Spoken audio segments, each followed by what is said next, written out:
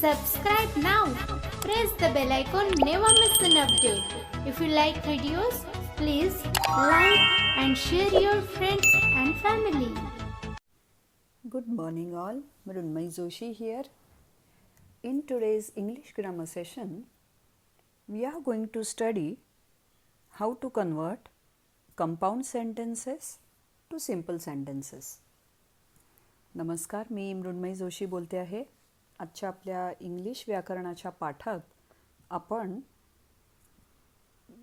उलट कन्व्हर्जन बघणार आहोत. म्हणजे आत्तापर्यंत 2 सेशनमध्ये आपण सिम्पल टू कंपाऊंड पाहिलं होतं. आज आपण कंपाऊंड टू सिम्पल सेंटेन्सेस, थोडक्यात संयुक्त वाक्य केवल वाक्यात संयुक्त वाक्यांचं केवल वाक्यात कसं रूपांतरण करायचं ते पाहणार आहोत. So first of all we must know how to convert a compound sentence into a simple sentence. तर आपल्याला कंपाऊंड सेंटेन्स म्हणजे काय माहिती आहे? 2 उपवाक्य असतात, 2 स्वतंत्र उपवाक्य, त्यांना जोडणारं कंजंक्शननी जोडलेली असतात. आपल्याला सिंपल वाक्य म्हणजे काय तेही माहिती आहे. एक उद्देश आणि एक विधेय असलेलं केवल वाक्य असतं, ज्यात एकच मुख्य क्रिया असते. तर आता आपण तर हे कन्व्हर्जन कसं करायचं ते पाहूया. So how to transform compound sentence into a simple sentence.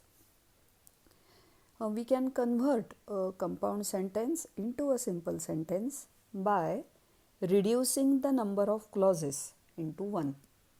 म्हणजेच कंपाऊंड सेंटेन्समध्ये आपण बघितलं होतं की 1, 2 किंवा त्यापेक्षा अधिक अशी उपवाक्य असतात, म्हणजेच क्लॉजेस असतात. तर ह्या इंडिपेंडंट क्लॉजेस जे असतात त्याच्या जागी एकच फ्रेज वापरायची किंवा एकच क्लॉज एका क्लॉजमध्ये त्याचं रूपांतरण करायचं. थोडक्यात अर्थ वाक्याचा तोच राहिला पाहिजे, पण 2 उपवाक्यांच्या ऐवजी एक फ्रेज किंवा एकच क्लॉज आली पाहिजे. आता आपण उदाहरण पाहूया म्हणजे आपल्याला स्पष्ट होईल.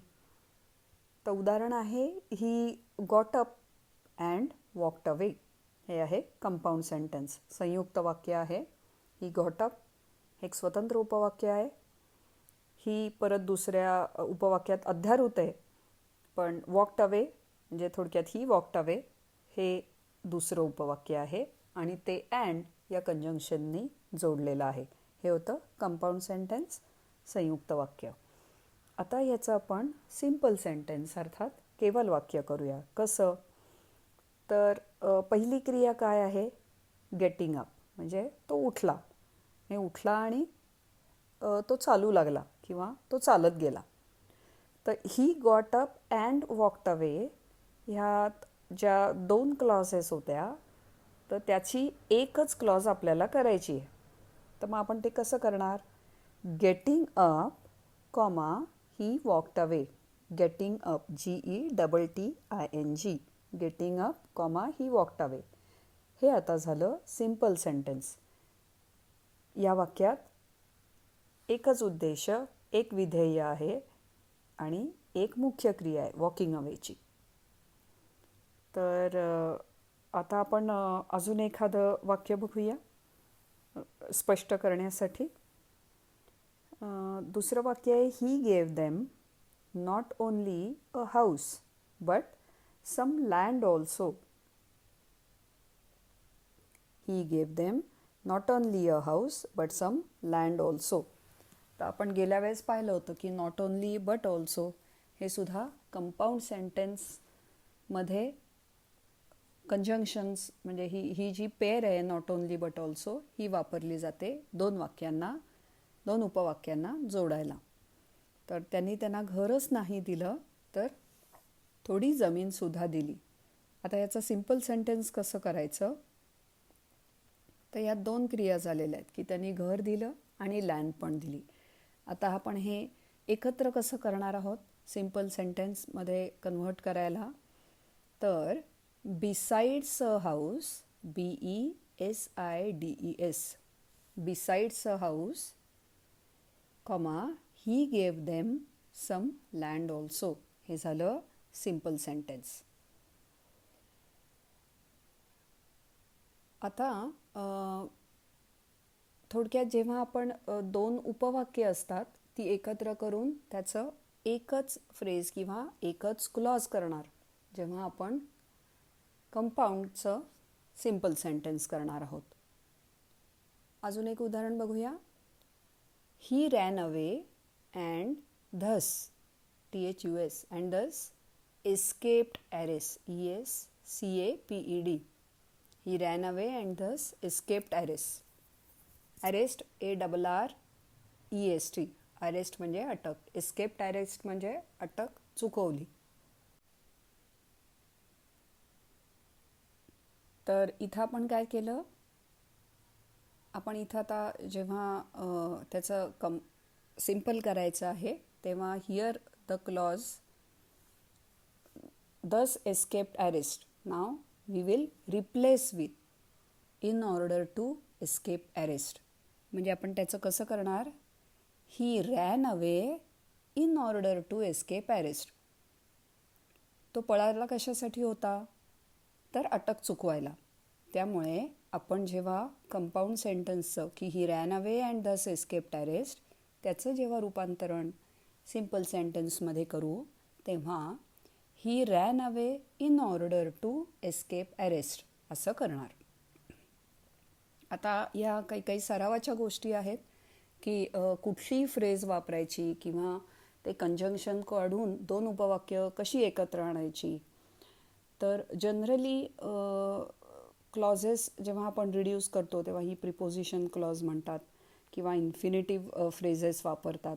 तर हे थोडेसे मोठे शब्द आहेत. खरं तर ही क्रिया सोपी आहे. आपण जेवढी जास्त उदाहरणं करू तेवढं तुमच्या ते लक्षात येणार आहे. तर अजून एक 2-3 वाक्य आज आता आपण बघूयात की कंपाऊंड सेंटेन्स सिम्पल सेंटेन्समध्ये कसं ट्रान्सफॉर्म करायचं. Next sentence we will see is you must take your medicine, otherwise you cannot get well. म्हणजे तू औषध घेतलं पाहिजे, नाहीतर यू कॅनॉट गेट वेल म्हणजे तू बरा होऊ शकणार नाहीस. तर याचं जेव्हा आपण कन्व्हर्जन करू तेव्हा मी म्हणलं तसं इन ऑर्डर टू किंवा मागच्या सेंटेन्समध्ये आपण वर्बचाच आधार घेऊन गेटिंग अप वापरलं होतं मागच्या वेळेस. तसं आता ह्या 2 कंडिशन्स आहेत की मेडिसिन घेतलं तरच बरं वाटणार आहे, नाही तर नाही. तर अशा वेळेस इन ऑर्डर टू आपल्याला वापरता येतं. तर त्याचा सिम्पलमध्ये कन्व्हर्जन असं होईल, you must take your medicine in order to get well. ठीक आहे.